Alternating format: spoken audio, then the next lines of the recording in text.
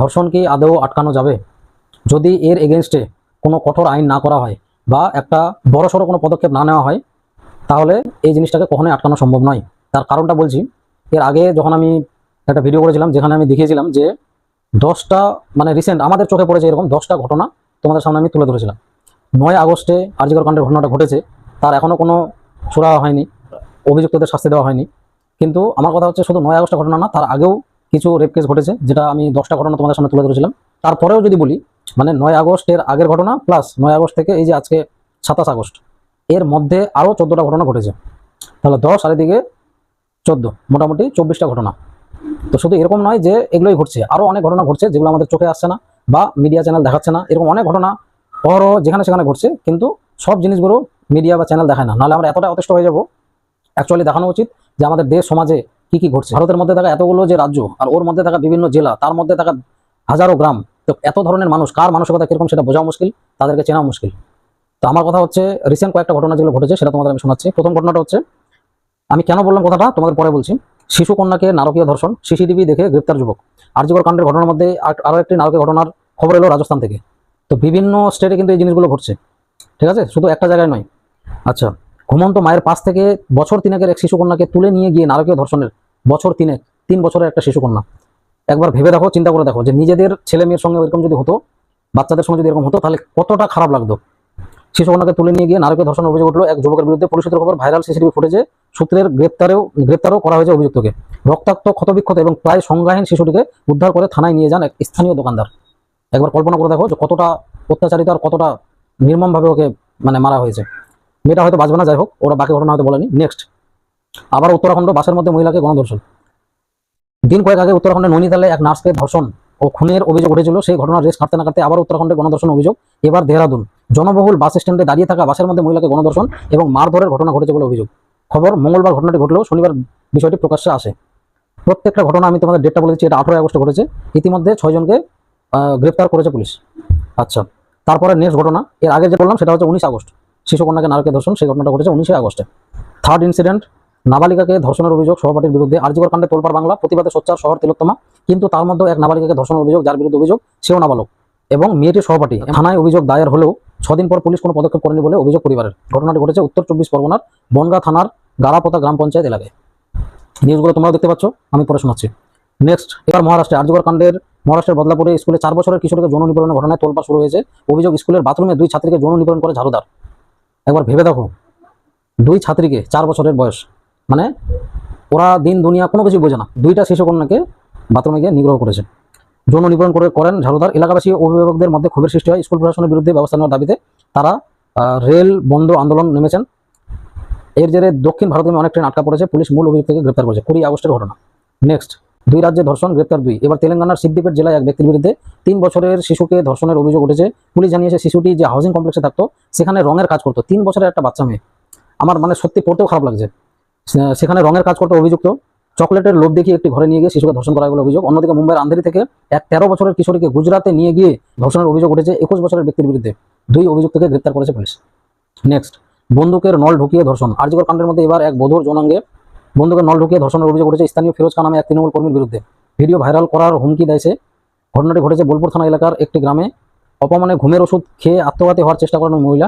ঘটনার পরে হাসপাতাল থেকে সরাসরি নিজেই থানায় এসে অভিযোগ জানালেন নির্যাতিতা। অভিযুক্ত ওই তৃণমূল কর্মীকে গ্রেপ্তার করেছে পুলিশ। আমার কথা হচ্ছে, যে কোনো কর্মী হোক, সে বিজেপি কর্মী হোক, তৃণমূল কর্মী হোক বা সিপিএম পার্টি করুক, যে কোনো দলের লোক হোক না কেন, হিন্দু হোক মুসলিম হোক, যে ধর্ষক সে ধর্ষক, তাকে শাস্তি দিতে হবে, আমার সোজা কথা। নেক্সট, নাবালিকাকে গণধর্ষণের অভিযোগে উত্তপ্ত অসম। আরজিকর কাণ্ডের মধ্যে ওই ঘটনাটি ঘটেছে 21 আগস্ট, এটা ঘটনা 23 আগস্ট। আরজিকর কাণ্ডের মধ্যে এবার এক নাবালিকাকে গণধর্ষণের অভিযোগে উত্তপ্ত আসাম। অভিযোগ, নওগাঁ জেলায় 14 বছরের এক কিশোরী 3 জন পুরুষের লালসার শিকার হন।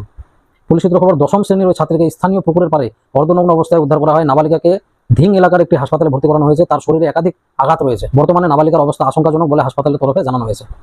নেক্সট, দিল্লিতে লালসার শিকার 4 বছরের শিশুকন্যা। 3 বছর, 4 বছর, এদের মানে এরা এত ছোট, ভাবতে অবাক লাগছে।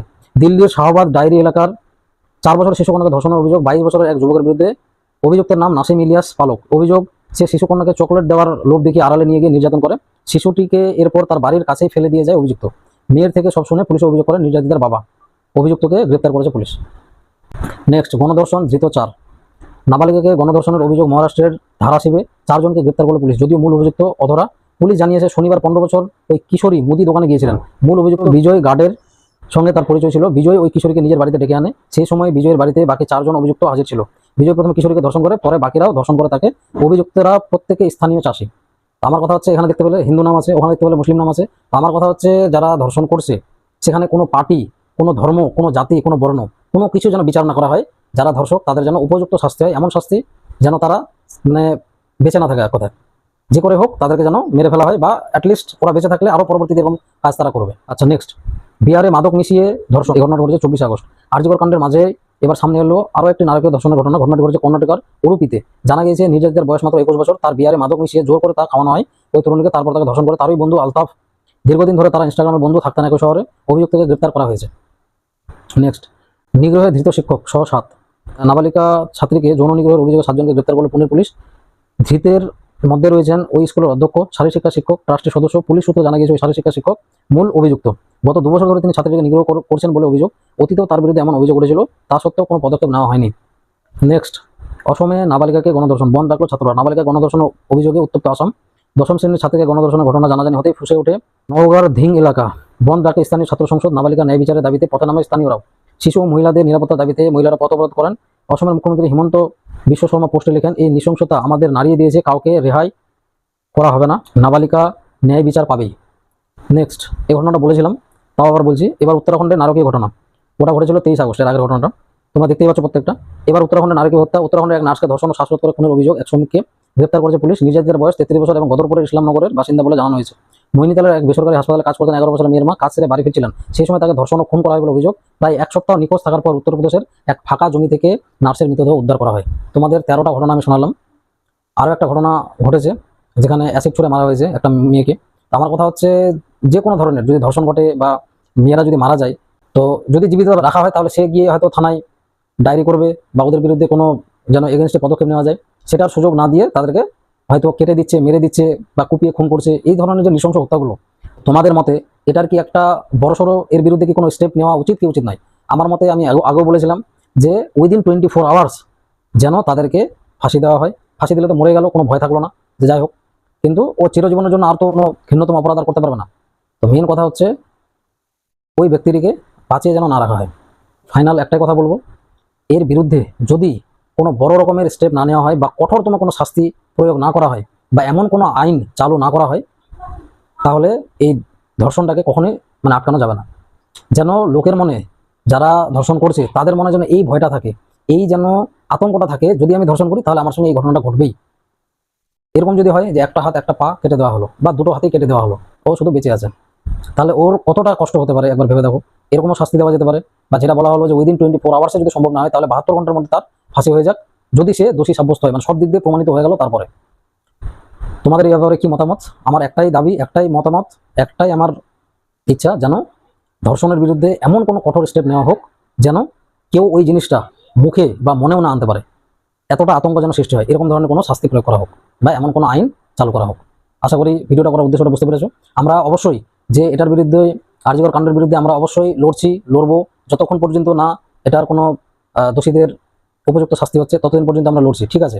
কিন্তু সকলের মনে যখন ওদের শাস্তি দিয়ে দেওয়া হবে তারপরে কিন্তু আবার ওই ঘটনাগুলো ঘটতে থাকবে, যতক্ষণ পর্যন্ত না এটার বিরুদ্ধে একটা কঠোর, চরম এবং এক্সট্রিম পর্যায়ের কোনো রুলস বা কোনো নিয়ম চালু না করা হচ্ছে ততক্ষণ এটাকে থামানো যাবে না।